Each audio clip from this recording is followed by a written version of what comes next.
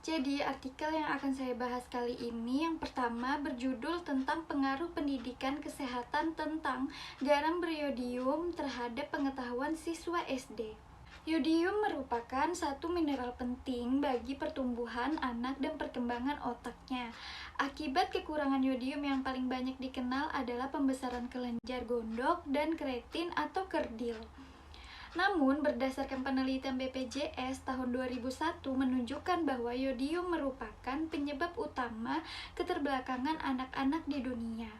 Anak-anak yang menderita kekurangan yodium mempunyai IQ 13,5 poin lebih rendah dibandingkan mereka yang cukup mendapatkan yodium. Definisi yodium di suatu wilayah mempengaruhi bahan pangan atau tanaman yang tumbuh di daerah yang sedikit yodium dan mempengaruhi manusia yang tinggal di daerah tersebut dari bahan pangan yang dikonsumsi. Defisiensi yodium terjadi akibat dari intake atau masuknya yodium kurang sehingga jumlah hormon tiroid dalam tubuh tidak cukup. Dampak defisiensi yodium akan menimbulkan gangguan pada syaraf, hormon pertumbuhan tidak bekerja sempurna atau kreatin, dan pada leher akan timbul penyakit gondok. Pada saat intake yodium berkurang, maka otomatis kelenjar tiroid kekurangan pasukan untuk membentuk hormon tiroid sehingga pituitari terangsang untuk membentuk tiroid stimulating hormone atau TSH yang mengakibatkan kelenjar tiroid bekerja keras untuk membentuk hormon tiroid sehingga menyebabkan pembesaran kelenjar tiroid.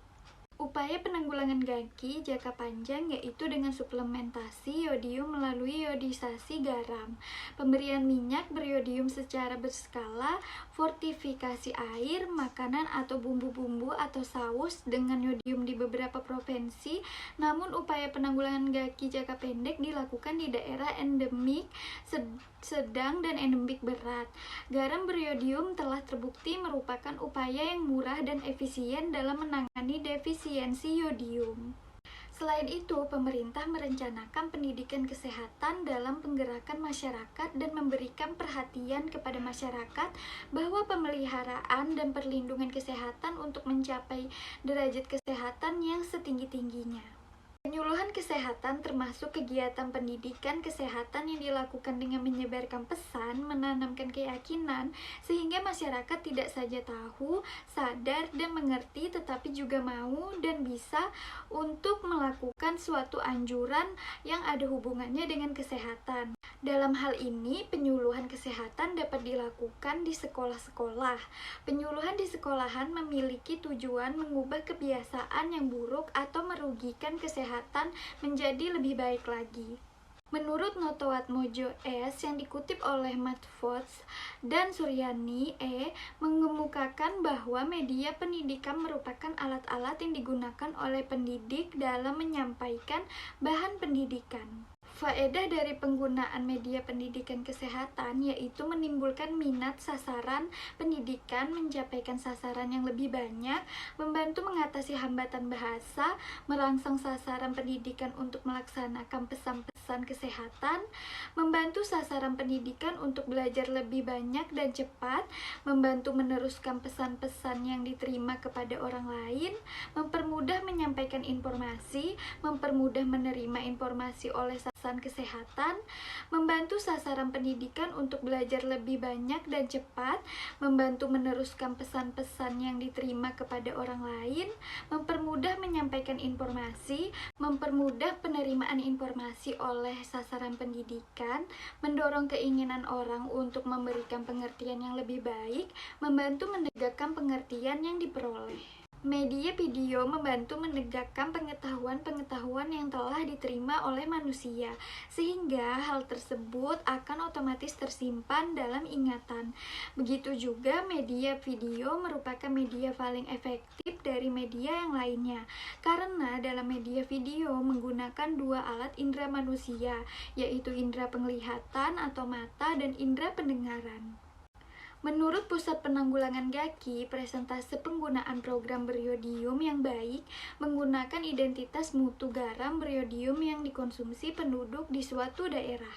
untuk mempermudah pendidikan kesehatan dalam memberikan informasi kepada sasaran pendidikan kesehatan, pendidikan atau penyuluh kesehatan menggunakan alat peraga atau alat bantu pendidikan kesehatan. Alat peraga ini disusun berdasarkan prinsip bahwa pengetahuan yang ada pada setiap manusia itu diterima atau ditangkap melalui panca indera.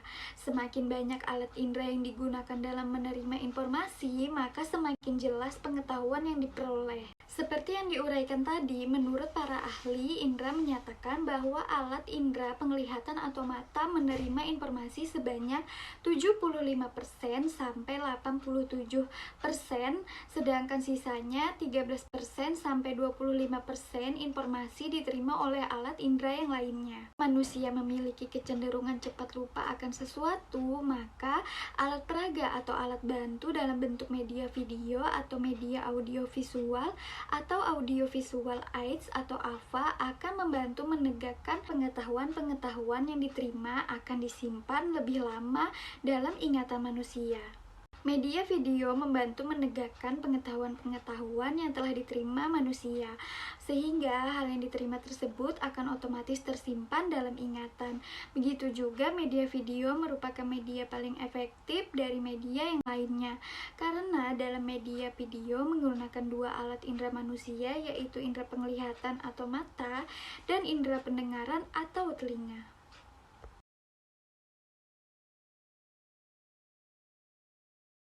Artikel selanjutnya yang akan saya bahas yaitu berjudul faktor-faktor yang berkaitan dengan perilaku rumah tangga dalam penggunaan garam beriodium. Dari hasil penelitian penelusuran pustaka yang disajikan pada hasil penelitian diperoleh hasil bahwa penggunaan garam beriodium berdasarkan literatur yang ada dari tahun 2008 sampai 2013, sebagian besar rumah tangga penggunaan garam beriodiumnya kurang dari 30 ppm atau tidak berwarna ungu dengan kisaran 45,00% sampai 91,67%. Sedangkan rumah tangga yang menggunakan garam beriodium cukup iodium atau lebih dari 30 ppm atau berwarna ungu berkisaran antara 8,67 sampai 85,00%. Bahkan dari tahun ke tahun menurun dari 85,00% menjadi 45,00%. Dari tahun ke tahun menurun dari 85,00% menjadi 45,00%. Hal ini masih rendah dari ketentuan Kemenkes RI dan WHO sebesar 90,00%. Hasil penelitian ini sesuai dengan hasil penelitian Irawati Triendang 2011 yang mengatakan bahwa sebagian besar atau 81,1% garam yang dikonsumsi di tingkat rumah tangga mempunyai kualitas rendah dan hanya 18,9% garam yang dikonsumsi mempunyai kualitas cukup atau baik. Hasil penelitian ini menemukan bahwa pengetahuan ibu tentang garam beriodium menentukan penggunaan garam beriodium di rumah tangga. Hal ini sesuai dengan hasil penelitian Winarsih, Nur Ambarawati, dan Retno Sitowati 2006 yang mengatakan bahwa pendidikan kesehatan dan peningkatan pengetahuan dapat meningkatkan perilaku kesehatan. Berdasarkan pembahasan yang sudah dipaparkan dalam penelusuran pustaka, maka dapat disimpulkan bahwa penggunaan garam beriodium di rumah tangga masih kurang dari ditargetkan Kemenkes RI dan WHO yaitu 90%. Bahkan ada kecenderungan menurun tahun rincian 2008 85%, 2009 45%, 2010 52%, dan tahun 2011 terdapat 56,5%. Ada keterkaitan faktor pengetahuan tentang garam beriodium dengan penggunaan garam beriodium di rumah tangga, di mana menunjukkan bahwa ibu yang memiliki pengetahuan kurang dengan penggunaan garam beriodium rumah tangga tidak cukup iodium sebanyak 38 orang atau 64,4%, dan ibu yang memiliki pengetahuan baik dengan penggunaan garam beriodium di tingkat rumah tangga tidak cukup iodium hanya sebanyak 21 orang atau 35,6%. atau pengetahuan baik lebih sedikit menggunakan garam beriodium yang tidak cukup iodium, yaitu 17 orang atau 28,81%. Dengan kata lain, rumah tangga yang memiliki pengetahuan baik menggunakan garam beriodium yang baik atau cukup kandungan iodiumnya.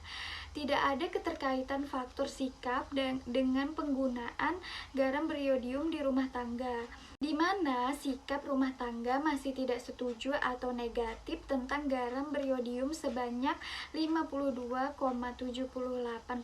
walau dengan selisih hanya 2,78% dari sikap tentang garam beriodium yang setuju.